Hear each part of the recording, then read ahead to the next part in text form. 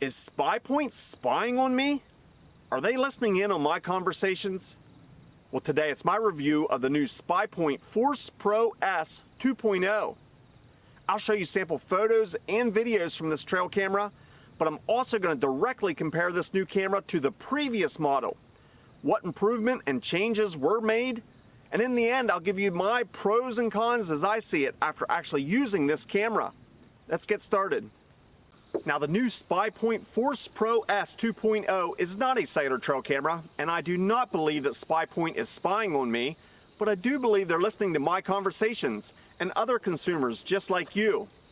Last year when I reviewed their previous model, my biggest complaint was the nighttime illumination. In fact, I thought the IRs at nighttime did a poor job, especially at the edges of the photo or video.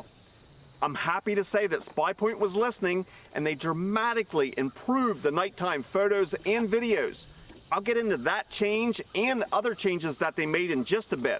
But first, the new Spypoint Force Pro S 2.0 is advertised as a 48 megapixel trail camera. This camera is capable of taking 4K videos. The camera has an integrated solar panel on top of it, and it also has an internal rechargeable battery that is charged by that solar panel. Now, you have the option of running an additional 8 AA batteries if you choose as supplemental power.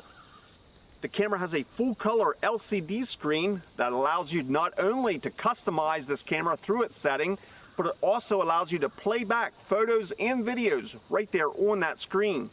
The camera offers multiple modes that include photo, video, time-lapse, and time-lapse plus. This camera offers a multi-shot mode, which allows you to take up to 6 photos per detection. This camera is IP65 waterproof rated, and it comes with an included 32 gig full-size SD card.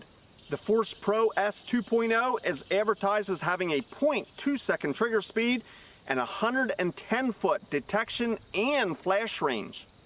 Now, I'll admit I've been disappointed in the past when manufacturers release a new model, maybe a 2.0 version, like this new camera is, only to see that this new camera has very few changes and only minor improvements over previous models. Well, I'm happy to say that this new 2.0 is dramatically improved over its previous model. I already mentioned the detection range and the flash range on this new camera is both 110 feet, while the previous model had a 90-foot IR range and 110-foot detection range. That difference is blatantly obvious in the nighttime photos and videos, a great improvement. Next, I'll show you some sample photos and videos, both daytime and nighttime, from this new camera, and then I'll directly compare it to the previous model.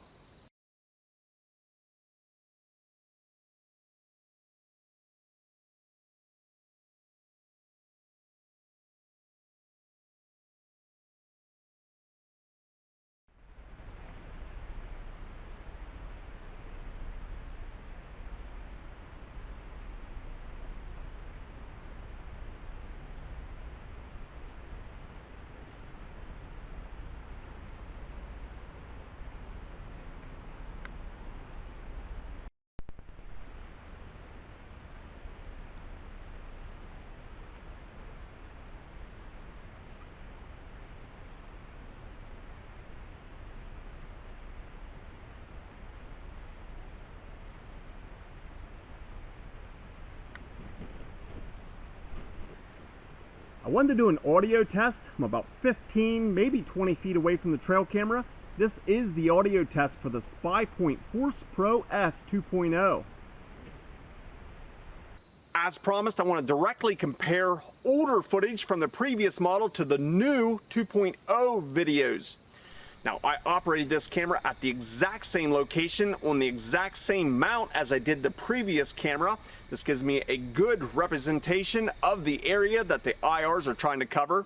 Now, keep in mind, any make and model trail camera can struggle when you place the camera along a field edge. There's just really nothing to collect that IR lights or to reflect that image back towards the camera. So worst case scenario is placing the camera along a field edge where it's wide open.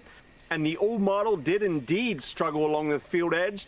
When I placed this new 2.0 version at the exact same location, it did a much better job, and that is clear to see.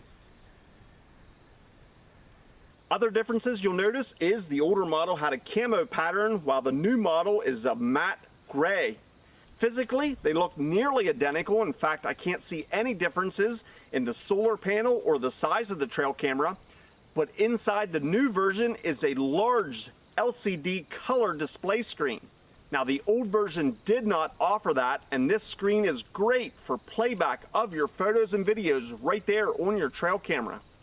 While continuing to compare these cameras, other similarities are both models allow the use of a Python cable, and both models allow you to put a padlock on the latch area to keep people from opening up your camera, looking at your SD card, or changing your settings. Both models offer a 1/4-20 mount on the bottom of the camera, and both models have an external power port that's 12 volts. It is now time for my final thoughts. I'm going to start off with the pros. I was happy to see the improvement on the nighttime photos and videos. The greater IR range and the more distributed IR range was obvious. With the older model, there were times when you could hardly see what triggered the camera, especially if it was in the corner of the frame or at some distance from the camera. The new 2.0 significantly improved this, and I can now say that this camera does a good job daytime and nighttime. I am flat out impressed with the clarity of both the photos and videos with this camera. It does an excellent job, and it really is a top-of-the-line camera if you want high-quality photos and videos. The next positive is that large LCD display screen inside the camera. I've come accustomed to this with many other makes and models. I love having that option of having the playback right there on the camera. It also makes setting up the camera a bit easier, as I'll simply put the camera on video mode, start a video, close the camera lid, and walk out in front of the camera. I can then make camera adjustments by viewing back that video right there on the screen to make sure I get that perfect setup each and every time. Another positive is this camera's solar panel and built-in rechargeable battery. Now, I did install 8 AA batteries as supplemental power because I did not have an optimal location and the camera was not facing south. But between my 8 AA batteries and that internal battery with the solar panel, I have not dropped below 100% power, and the camera has taken several thousand photos and videos in the past 3 months. Now, are there any negatives or cons or things that I would change if I could? If you'll remember that previous model, I pounded on those nighttime IRs. That seems to be fixed. Is this now the perfect trail camera, especially if you want high-end photos and videos? Well, my only con would be the price point. Now, this is not an entry-level camera. This is not the model, or at least in my opinion, that you're going to buy if you want to hang it on public land, or you want to buy 10 or 12 of them to do some mass scouting.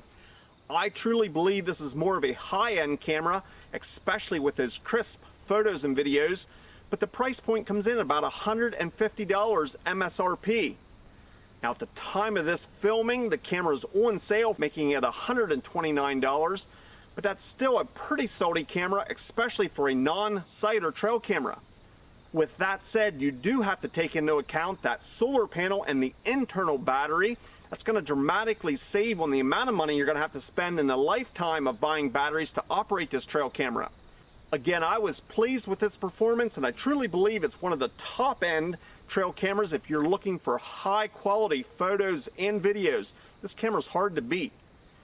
Well, I'd love to hear from you. Have you had experience with this model or the previous version of the Force Pro S's? I'd love to hear from you and what your experience was. Please leave me a comment down in the comment section. Is there something else that I totally missed or that you're curious about? You too can leave me a comment. I'll also be placing a link down in the description if you would like more information, or maybe you'd like to purchase one for yourself. It is an affiliate link, and I receive a small commission if you do choose to make a purchase. I want to thank you in advance, and it helps me to continue to bring reviews just like this. I want to thank you for watching, and we'll see you in the next video.